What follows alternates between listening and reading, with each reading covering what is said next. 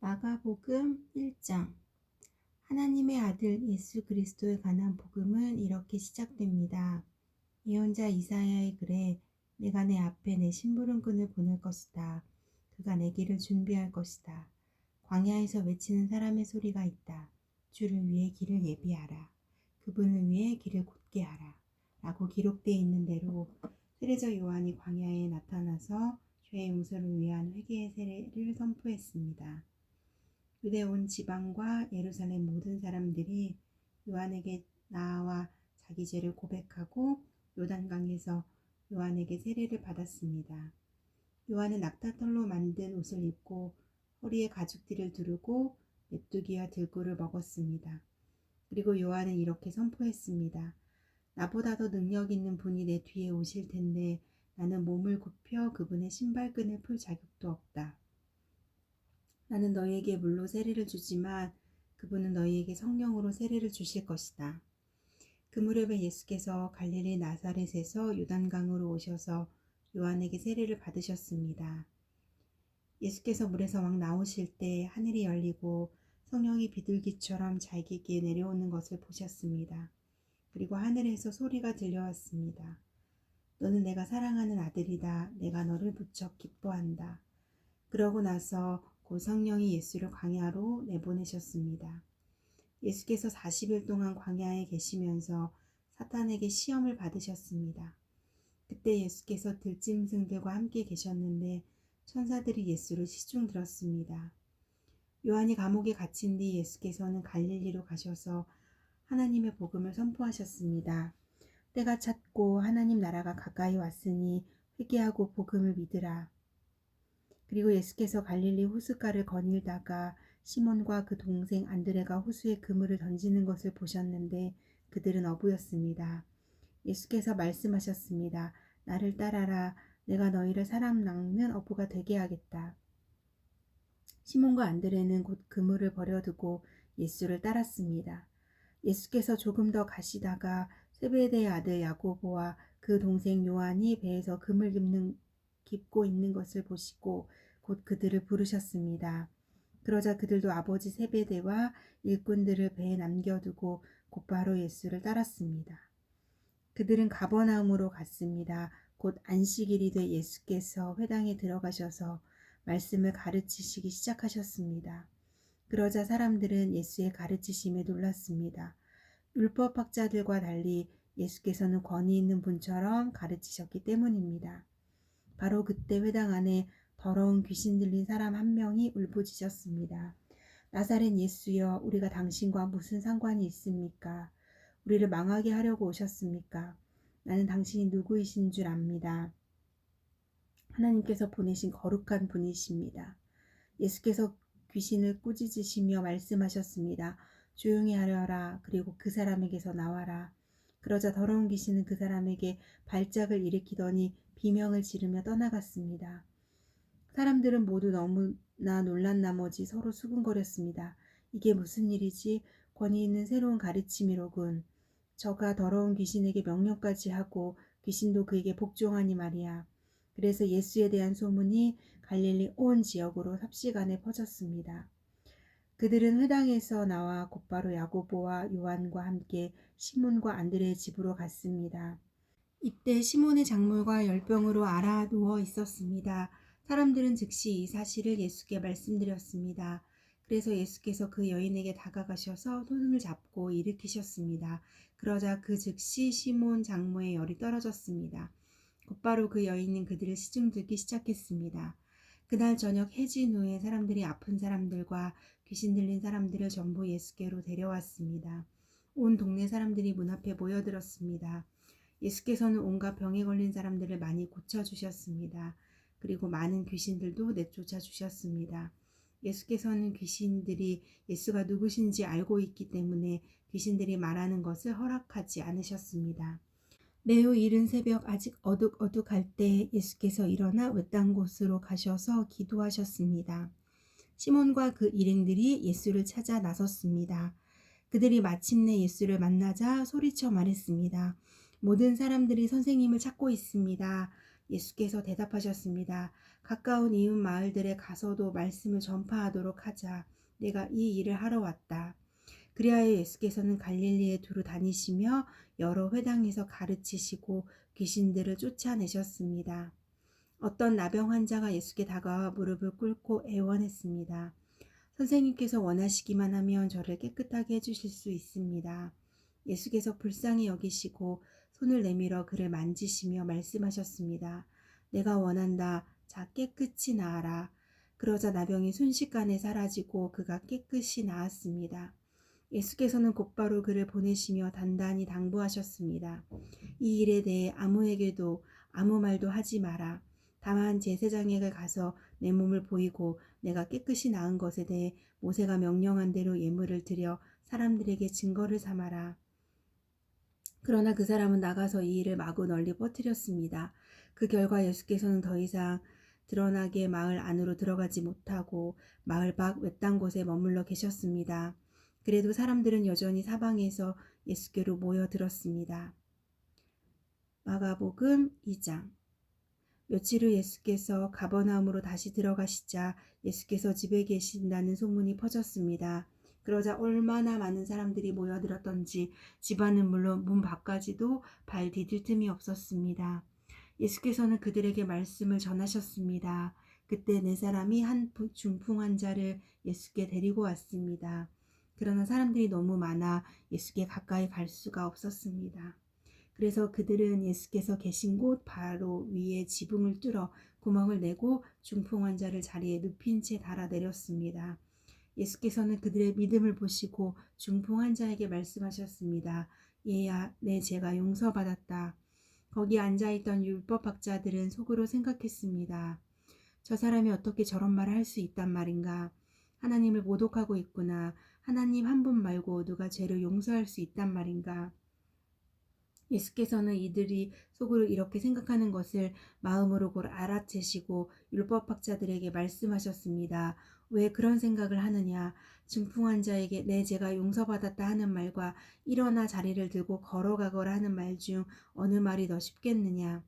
그러나 인자가 땅에서 죄를 용서하는 권세가 있는 것을 너희에게 알려주겠다. 그리고 예수께서 중풍 환자에게 말씀하셨습니다. 내가 내게 말한다. 일어나 내 자리를 들고 집으로 가거라. 그러자 중풍 환자는 모든 사람들이 보는 앞에서 벌떡 일어나 자리를 들고 밖으로 나갔습니다. 사람들은 모두 크게 놀라 하나님께 영광을 돌리며 이런 일은 난생 처음 본다라고 말했습니다. 예수께서는 다시 호숫가로 나가셨습니다. 많은 사람들이 나오자 예수께서 가르치기 시작하셨습니다. 그러고 나서 예수께서는 지나가시다가 세간에 앉아있는 알페오의 아들 레위를 만나셨습니다. 나를 따라오너라. 예수께서 레위에게 말씀하시자 레위는 일어나 예수를 따랐습니다.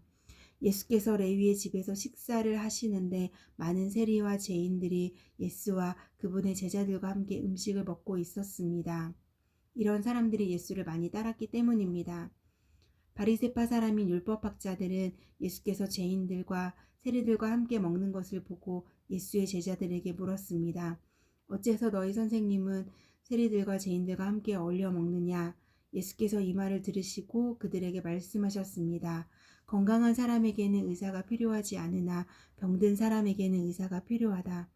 나는 의인을 부르러 온 것이 아니라 죄인을 부르러 왔다. 요한의 제자들과 바리새파 사람들이 금식하고 있었습니다. 몇몇 사람들이 와서 예수께 물었습니다.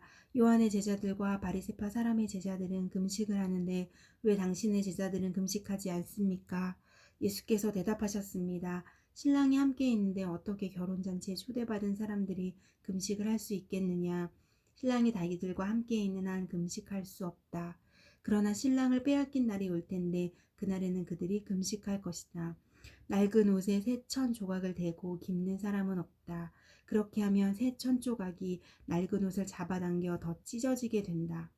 또한 새 포도주를 낡은 가죽 부대에 담는 사람도 없다. 그렇게 하면 포도주가 부대를 터뜨려 포도주와 부대 모두를 버리게 되기 때문이다. 새 포도주는 새 부대에 담아야 하는 법이다. 안식일에 예수께서 밀바 사이를 지나가시는데 함께 가던 제자들이 길을 내며 이삭을 자르기 시작했습니다. 바리새파 사람들이 예수께 말했습니다. 보십시오. 어찌해서 저들이 안식일에 해서는 안 된 일을 하는 것입니까? 예수께서 대답하셨습니다. 다윗과 그 일행이 배가 고파 먹을 것이 필요했을 때 다윗이 어떻게 했는지 읽어보지 못했느냐? 아비아달 대제사장 때에 다윗이 하나님의 집에 들어가 제사장만 먹게 돼 있는 진설병을 다윗이 먹고 자기 일행에게도 나누어 주지 않았느냐? 그러고 나서 예수께서 바리새파 사람들에게 말씀하셨습니다. 안식일이 사람을 위해 만들어진 것이지 사람이 안식일을 위해 있는 것이 아니다. 그러므로 인자는 안식일에도 주인이다. 마가복음 3장. 예수께서 다시 회당으로 들어가셨는데 그곳에 한쪽 손이 오그라든 사람이 있었습니다. 몇몇 사람들이 혹시 예수께서 안식일에 그 사람을 고치지는 않을까 하며 예수를 고소할 구실을 찾으려고 가까이에서 지켜보고 있었습니다. 예수께서 손이 오그라든 사람에게 말씀하셨습니다. 일어나 앞으로 나오너라. 그리고 예수께서 그들에게 물으셨습니다. 안식일에 무슨 일을 하는 것이 옳겠느냐? 선한 일이냐? 악한 일이냐? 생명을 구하는 것이냐? 죽이는 것이냐? 그러자 그들은 말없이 잠자코 있었습니다. 예수께서 노하셔서 그들을 둘러보시고 그들의 마음이 완악한 것을 마음 깊이 슬퍼하시며 그 사람에게 말씀하셨습니다. 손을 펴보아라. 그가 손을 쭉 내밀자 그 손이 완전하게 회복됐습니다. 그러자 바리새파 사람들은 그 길로 나가 헤롯 당원들과 함께 어떻게 하면 예수를 죽일까 음모를 꾸미기 시작했습니다. 예수께서 제자들을 데리고 호숫가로 물러가시자 갈릴리에서 많은 사람들이 예수를 따라왔습니다. 예수께서 행하신 일을 다 듣고 유대, 예루살렘, 이두메, 요단강 건너편 두로와 시돈 지방에서 많은 사람들이 몰려왔습니다. 사람들이 너무 많아서 예수께서는 제자들에게 작은 배 하나를 마련하라고 말씀하셨습니다. 무리가 자기에게 몰려드는 것을 막으려는 것이었습니다. 예수께서 전에 많은 사람들을 고쳐주셨기 때문에 온갖 병에 걸린 사람들이 예수를 만지려고 밀려들었던 것입니다. 더러운 귀신들은 예수를 보기만 하며 그 앞에 엎드러져 당신은 하나님의 아들이십니다 라고 소리쳤습니다. 그러나 예수께서는 자기가 누구인지 말하지 말라고 엄하게 꾸짖으셨습니다. 예수께서 산으로 올라가셔서 원하는 사람을 불러 모으셨습니다. 그러자 그들이 예수께로 나아왔습니다. 예수께서는 12명을 따로 뽑아 이들을 사도라 부르시고 자기와 함께 있게 하셨습니다. 그리고 그들을 내보내셔서 전도도 하게 하시며 그들에게 귀신을 쫓는 권세도 주셨습니다.